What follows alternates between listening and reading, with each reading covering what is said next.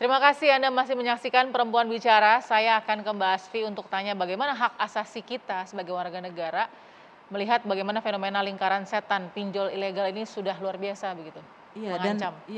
dan ini betul-betul membuat kita bergidik ya pengalaman Mbak Yuni, dan terima kasih mau membagikan ini karena banyak stigma bahwa orang yang meminjam uang itu atau pinjol itu karena kebutuhan yang sesaat gitu, dan ini semua terbantahkan. Jadi kalau kita lihat sebetulnya ada beberapa persoalan. Pertama soal informasi tadi, literasi dari pemerintah bisa memberitahu masyarakat karena ini kan hal yang baru ya. Indonesia saja masih gagap, kita belum punya RUU perlindungan pribadi. Begitu, apalagi masyarakatnya, DPR aja dan pemerintah belum sampai cepat merespon itu. Nah kalau dari kasus tadi sebenarnya ada beberapa persoalan hukum dan itu beberapanya masuk pidana ya. Gitu di tengah minimnya undang-undang. Pertama ada aplikasi tadi yang tidak jujur ya. Gitu ya, klik satu kali bisa masuk beberapa kali. Ada peretasan, kalau peretasan ada undang-undang ITE ada pasalnya. Dia tidak hanya mengambil tapi mengubah tadi kan, itu mengerikan sekali ya, bisa mengubah profil. Kemudian ada term and condition yang berbeda dari pertama diubah secara semena-mena. Itu kalau di mana-mana kalau kita menggugat itu pasti menang konsumen. Tapi dalam kasus pinjol karena kita nggak bisa melihat siapa, dia jadi kayak untouchable kan. Ya. Yang jadi sasaran justru yang korbannya. Kemudian tadi jelas menyebarkan data pribadi tanpa konsen, ada kekerasan seksual sebetulnya kan, meskipun secara verbal gitu.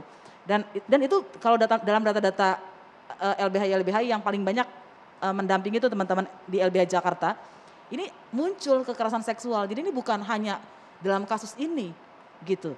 Kemudian ada pencemaran nama baik tadi ya disebarkan, dan juga sebetulnya mau saya tanyakan juga ini kepada Mbak Afi, ini kan ada bunga ilegal nih gitu. Kalau kita baca kan ketentuannya katanya kalau untuk fintech nggak boleh lebih dari 0,8% per hari.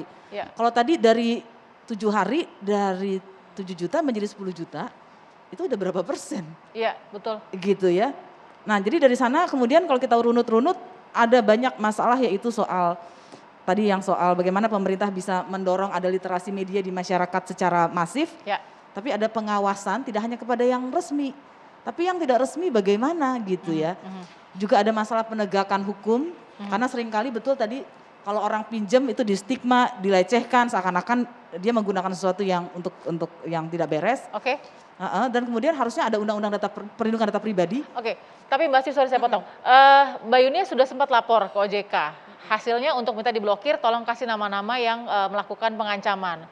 Setelah diblokir datang lagi nomor-nomor baru, pengancam-pengancam baru. Akhirnya ke siapa harus mengadu? Korban. Betul, harusnya gini, menurut saya OJK itu harus punya sistem terintegrasi dengan kepolisian.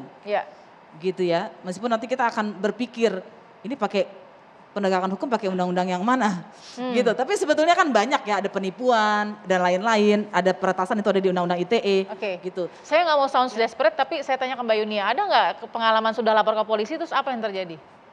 Sejauh ini saya belum pernah lapor ya. Tapi saya pernah mendengar ada salah satu korban juga sama Masih seperti keluarga ini. atau Kerabat juga. kerabat? Ya. Dia coba untuk lapor ya ke kepolisian, ya kepolisian hanya menjawab ya kita punya utang ya dibayar gitu kan. Betul. Betul, itu juga pengalaman pendampingan. Mbak Devi Saya cuma menyampaikan gini, tidak ada yang salah dengan berhutang karena data sampai Agustus 2021 yang memang menggunakan jasa pinjol yang legal itu datanya sudah ada 27,2 juta orang dengan uang yang tersalur itu 14,95 triliun. Jadi tadi yang disampaikan oleh Mbak Asfi itulah contoh pinjol-pinjol yang ilegal. Nah kalau bicara pemerintah sudah melakukan apa menurut data, ini clear kita pakai data ya, artinya kita perlu jernih juga melihat persoalan ini. Pertama kalau yang diblokir itu sudah ada dari 2018 sampai 2021 ada 4.818 yang ilegal yang diblokir. Jelas dia kemudian membuat lagi karena memang dia ilegal.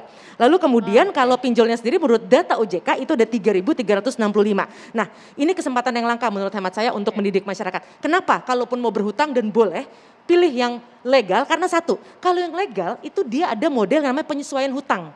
Kita bisa bilang, tolong dong kurangin bunga saya, ini data dari OJK ya. Lalu kemudian perpanjang dong jangka waktu saya. Lalu yang ketiga, hapusin dong denda saya, itu bisa asal kepada yang legal. Kalau yang sama yang ilegal karena memang tanda kutip penjahat digital, ya jelas tidak mungkin kita melakukan hal tersebut. Nah artinya pengaduan-pengaduan, nah ini mungkin sekalian promo gitu ya kepada masyarakat, ada nomor teleponnya, ada WA-nya untuk ngecek. Ini bener nggak sih? Itu 157 nomor teleponnya gitu. Kalau kepolisian dan sebagainya kan itu 110 untuk ngadu. Ini ada namanya 157 telepon. Nah, cuman memang kadang-kadang karena situasi darurat dan sebagainya, kemudian kita sudah tidak mau atau tidak berkesempatan lagi untuk melakukan recheck. Dan satu, kalau yang legal dia tidak mungkin mengakses kita via WA.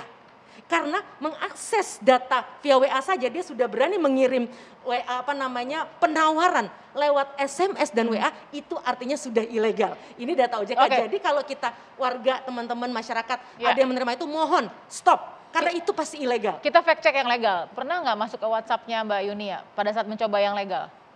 Penawaran itu legal nggak ada via WA? Tidak ada via WhatsApp Tidak ya? ada. Jadi benar-benar dari aplikasi tadi ya? Ya, Dan hati-hati sekarang yang ilegal itu dia juga mereplikasi, dia memfotokopi masyarakat biar mudah, kan OJK udah ngeluarin tuh tadi 110 data itu, dia ganti misalnya kayak Peduli Lindung aja, yang benar itu kan .id bukan .com, jadi kalau sudah .com aja udah salah, nah itu dia lakukan itu. Betul, nah ini yang memang kita perlu hati-hati. Dan yang kedua, soal data, selain memang kita akan terus mendorong pemerintah dan parlemen segera mengetuk palu rancangan undang-undang perlindungan data pribadi, tapi mohon maaf Mbak, kita ini sebagai pribadi sekarang, banyak sekali orang selfie KTP-nya.